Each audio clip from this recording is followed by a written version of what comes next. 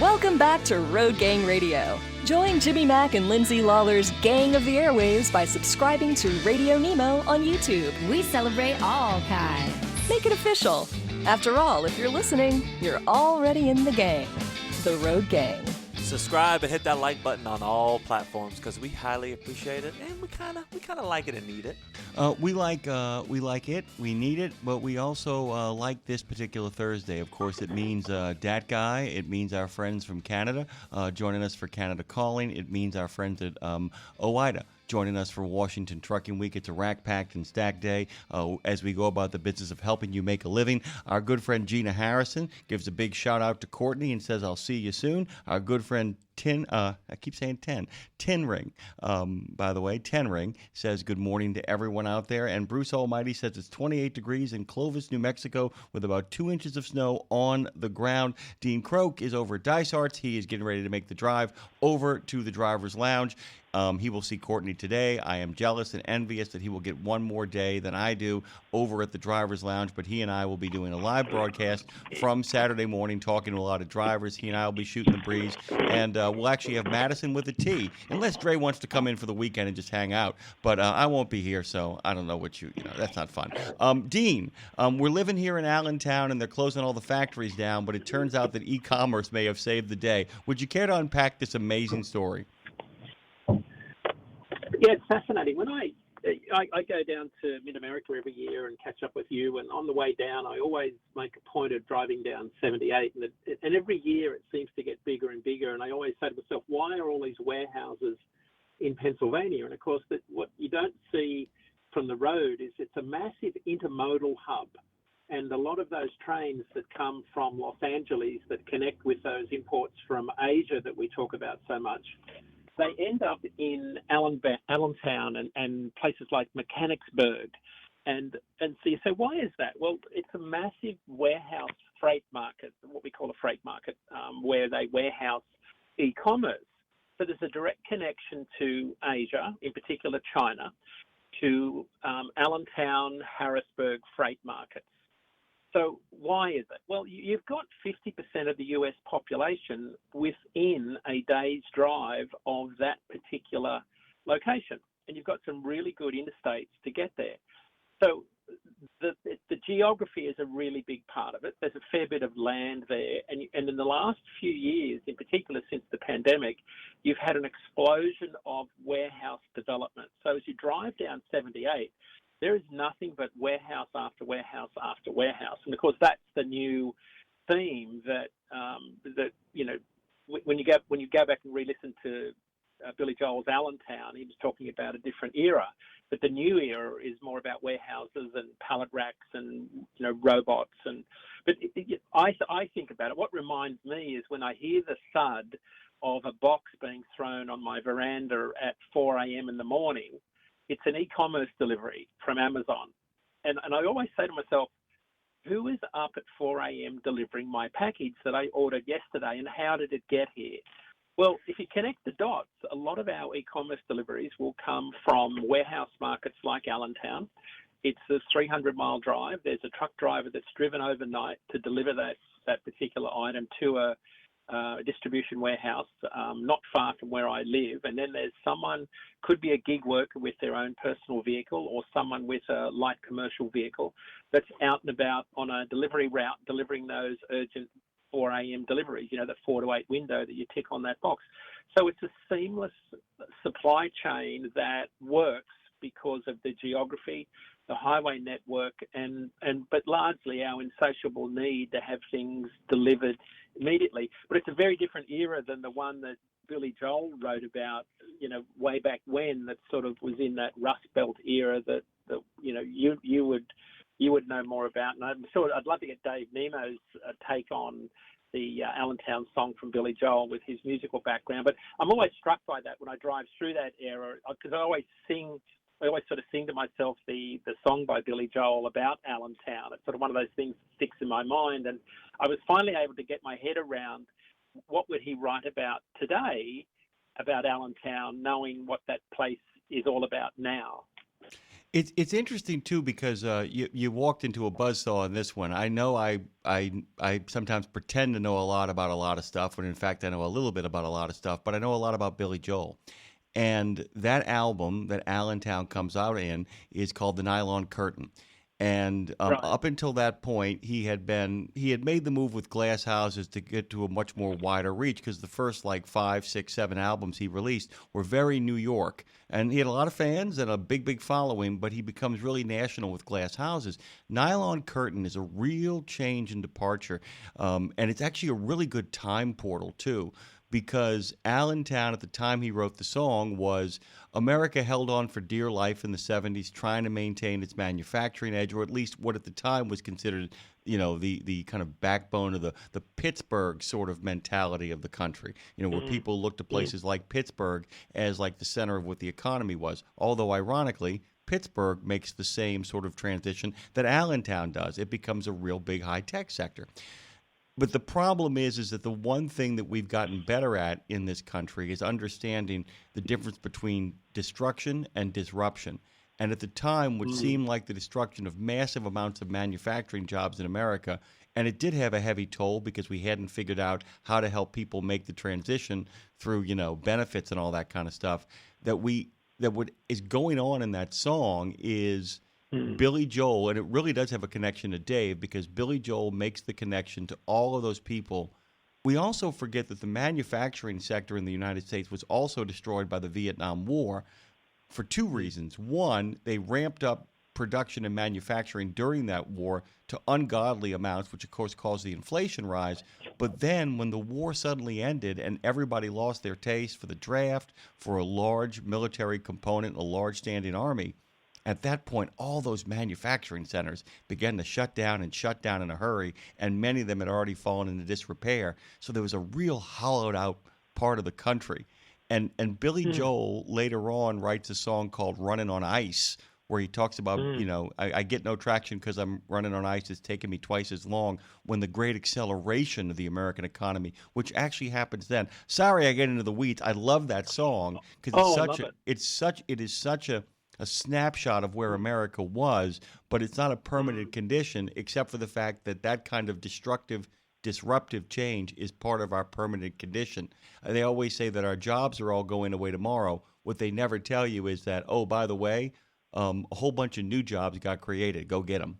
And that's kind of what plays itself out there. I also dig the fact that Americans, and there are other countries that do this too, but Americans love to kind of see a problem and then say, okay, so what is the real purpose of this place? And the purpose of that place was to, do the kind of hard manufacturing to then ship to the urban centers. Well, now it's like we don't do that, but we still need those areas to ship to. We still need staging points in which to ship to all of those areas. And that's really kind of the remarkable story. It becomes exactly what it should become.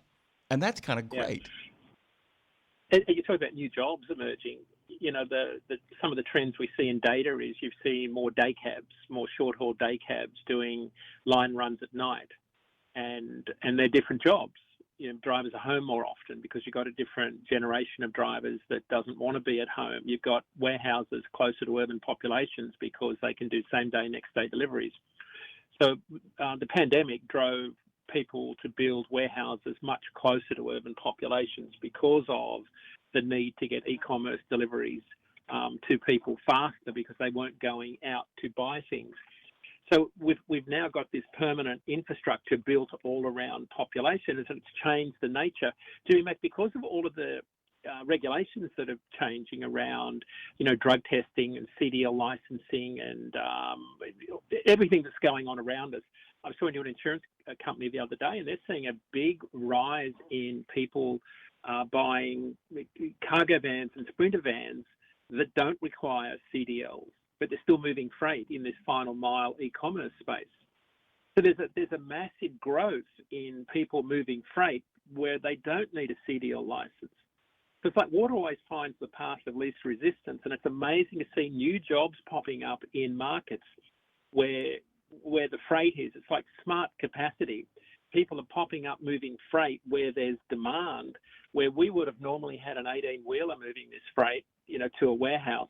we've now got different types of configuration moving it. I mean, one of the massive growth markets we've seen in DAT's spot market world is cargo vans, sprinter vans, box vans, straight trucks with lift gates. It's been an extraordinary market development. Most of them have got, DOT numbers, but there's a lot of them that don't need MC DOT numbers or CDLs. And I think there's a lot of reasons why they've done that. But that's been a massive growth market that I think has come out of this new era. It's been an amazing thing to watch. Really quickly, before I get to a point I wanted to make, I did want to let you know that our good friend Joe J., the temperature over there in Waterloo, Iowa, is -13, to which Trucker Bosun replied, "You can absolutely keep that." Brad Bentley has told both you and I good morning. Gina Harrison, as I said before, says good morning not only to Courtney, but to you and I. Thank you guys for being a part of the conversation. Love everybody in the chat. It's turning into my favorite grab a cup of coffee counter virtually in trucking, by the way, Dean. The really kind of cool thing, too, that people haven't talked about, and, you got some comments to make. We had a great talk with Jane Jazrawi about data centers. You got something you want to add about this. But the other thing that the new warehousing, and I guess that you and I just came up with a term. We're going to call it the new warehousing. The other thing that it did that's so interesting, back in the day when a manufacturing center in a city shut down, it either became one of two things. Either it became a place for genuine bona fide upscale urban renewal, where they turned some old factory into some kind of high-tech office space, or they would turn it into really upscale apartments with like amenities inside of it.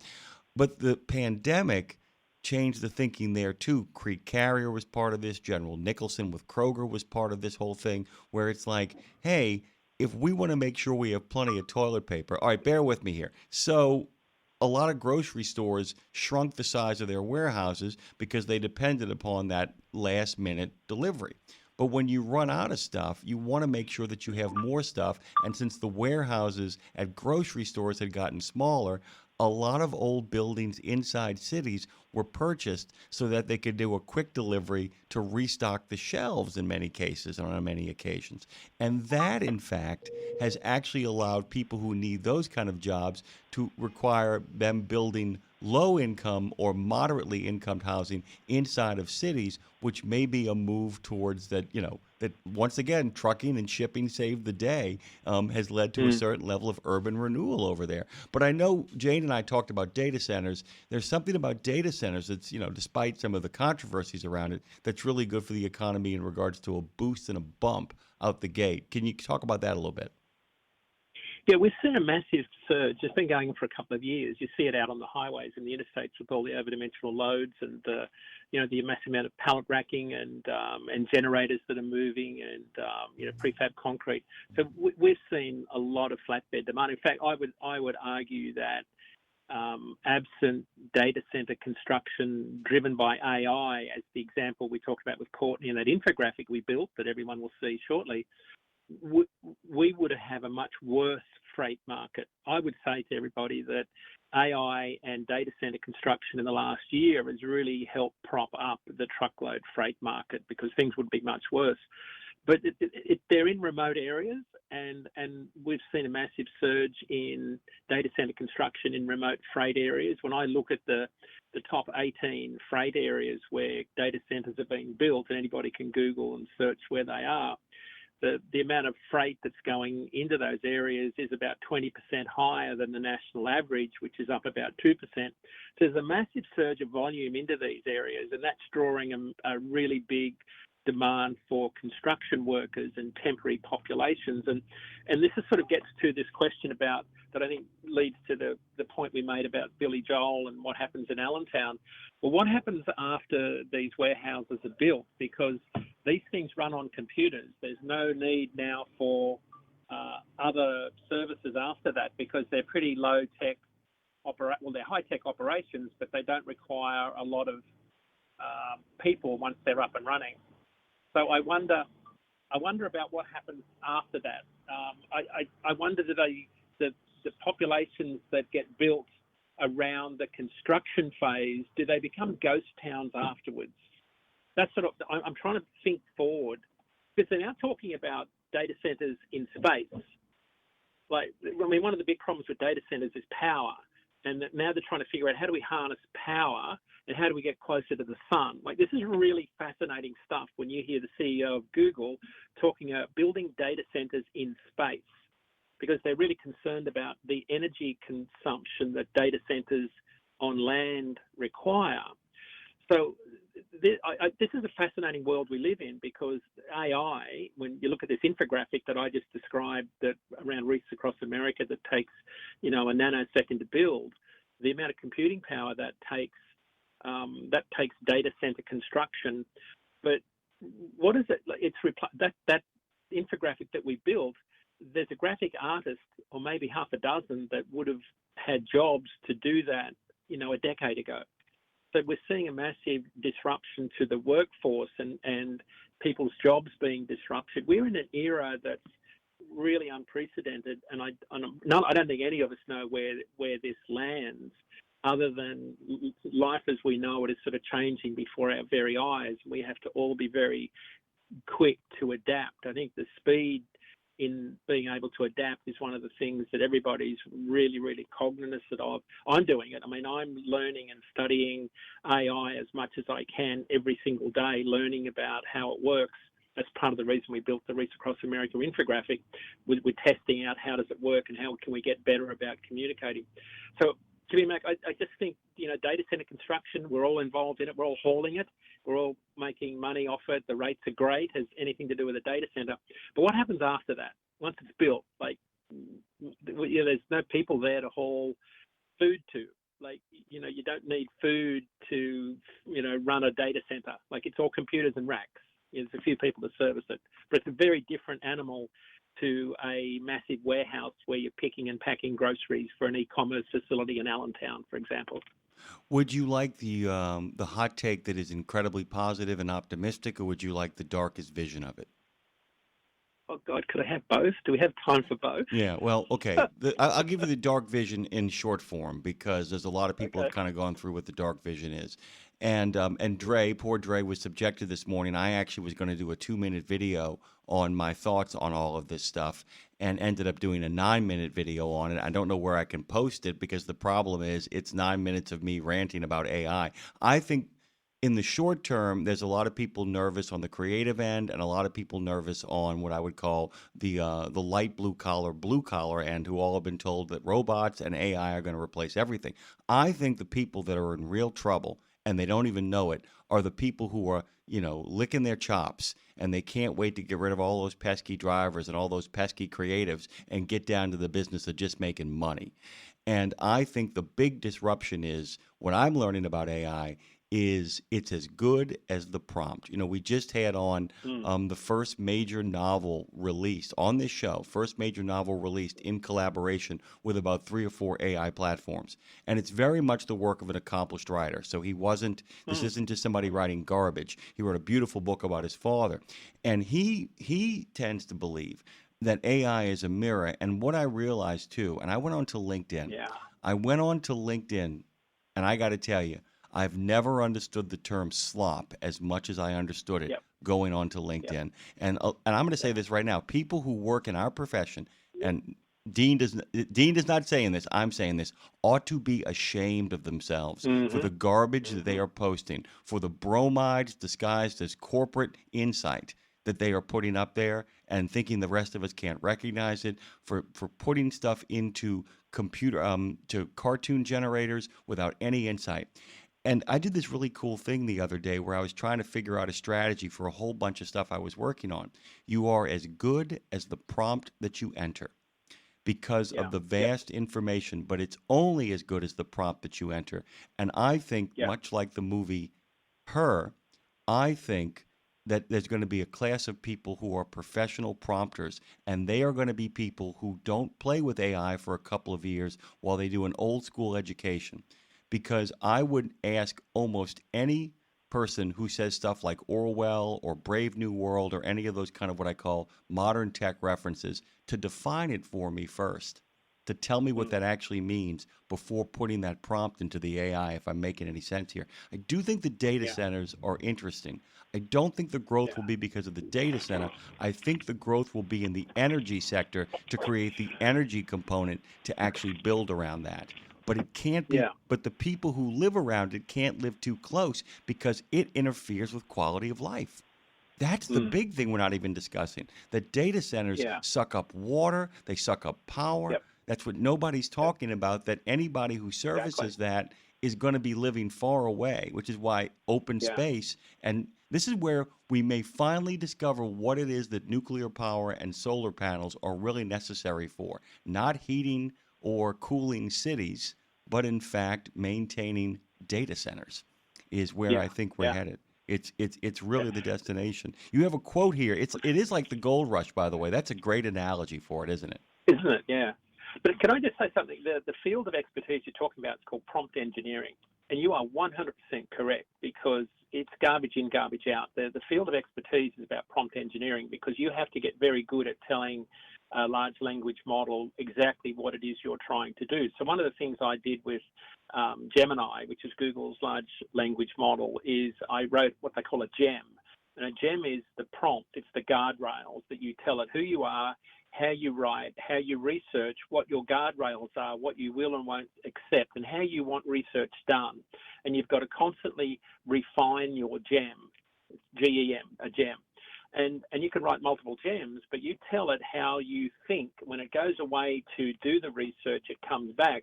But I will tell you, I did some analysis, and I gave it some Excel spreadsheets to do some analysis for me. And there's a thing in AI called hallucination, and it's a well-known feature of AI where it will basically lie to you. And it will knowingly lie to you and then apologize for lying to you. So you have to be very, very careful with AI, and you have to be very good at picking up, you know, you can tell, like people that know their field and their craft, like you and I, you can smell when something's wrong. I think most people can, but AI is not the panacea that I think most people hope it is, because it will hallucinate. And when I was in London last week, I was listening to a podcast on the BBC, and they were talking about this as a big issue for people that are asking personal advice about health, mental health, and the fact that AI can offer incorrect advice and hallucinate. And it's offering life-threatening advice to young teenagers. Like, it's actually a fairly big issue that society's trying to deal with. And I'm thinking, how does anybody write code that can allow it to basically lie to people? Who wrote that bit of code? It's kind of pretty bizarre. Yeah, I mean, it's crazy. Really quickly before we get back to this great conversation with Dean Croke, good morning to James Billingsley over in frozen Moriarty, New Mexico. By the way, Trucker Boson says Nikola Tesla's energy technology would be useful if whoever has it would simply let it out. Well said, by the way. A little touch of science fiction and conspiracy theory there. And Ken Forart actually says that AI is simply a tool. It takes great skill to use it, just like any other tool. It can be good or bad. A hammer can drive nails or crack a skull. If AI is ultimately good or bad depends upon the morality of the user. And he then finished up by saying, be that an individual or corporate entity. Dean, you know that old thing where my mom had it happen to her where you talk about something and then you go check your phone and literally a news item pops up about that? I'm listening. You know, I actually had a moment where I thought that maybe you were my cell phone, because everything, and Dre will back me up here, every single thing, even before I read your notes in full that you have talked about, the Billy Joel thing was just golden. But listen to this. This is the prompt that I wrote just as an experiment. Incorporating French situationist ideas, I want a content and visual ad campaign that combines the energy of American Graffiti, Star Wars, Smokey and the Bandit, and also Led Zeppelin, Little Feat, and Atlanta Rhythm Aces album covers. Also put a touch of lava lamps in there, basement culture from the 1970s, and late night trucking radio madness. I want the overall project to be broken, frayed, and disruptive. What it put back at me was terrifying in a really, really thrilling way, because it actually, and there was another prompt I did. I said, outline me 25 pieces of video content I can create over the next 25 days that actually create a drop-in of late-night energy for all the drivers on the road. Because of the specifics of what I laid out, it actually had movie titles that I had already picked without even prompting it to do so. It actually had albums of other artists that I had picked without me telling it to do so. Of course, I'm not going to read its entire kind of response. But the other thing about the hallucinations, it does mean you've got to really, those guardrails, and you've got to write very specifically, because if you don't, all it gives you is bromide. People don't realize that too. Like, what are the 5 best sales strategies? And there are people, Dean, in our sector on LinkedIn who will take that, put 1 or 2 words that they will tweak, and then post that as if they've had some gorgeous insight. And it looks just like the kind of things that football coaches write on the walls in locker rooms. It is drawing a bullseye right on the back of the managerial class, and I don't think they know it. Yeah, it becomes white noise after a while. I think people will get desensitized to that. So I think we're in that phase right now where AI is sort of testing out what the boundaries are, how much we'll accept. So, this is fascinating times. And by the way, our good friend Michael Freeze over at Transport Topics said people are panicking too much. He said, remember how AOL was going to put us all out of business in regards to letter writing and the efficiency by which we talked, and every single secretary and every single administrative assistant was going to be going the way of the dodo. We have more of those now than we've ever had before, and we have less of Dean than we always want to have more. We got to let you go, man, as you head on over and you bounce on down to Rees across America. Just drop me a text when you get there. I'll still be on the air, I hope, and I'll let people know that you've arrived. Yeah, we have to, you and I have to somehow take Chowder's advice and get some whoopie pies while we're up here. He called me on the weekend and said we have to get some whoopie pies. Apparently they're famous up here. Well, we're going to do it, by the way. Last time Brad and I were up there in the summertime, we got ourselves a blueberry pie at a big, you'll see the blueberry on the way up there. You'll know what I'm talking about. There's a blueberry museum. Right. But the whoopie pies we're going to definitely do. Thank you, my friend. Can't wait to see you. Okay. See you soon. All right.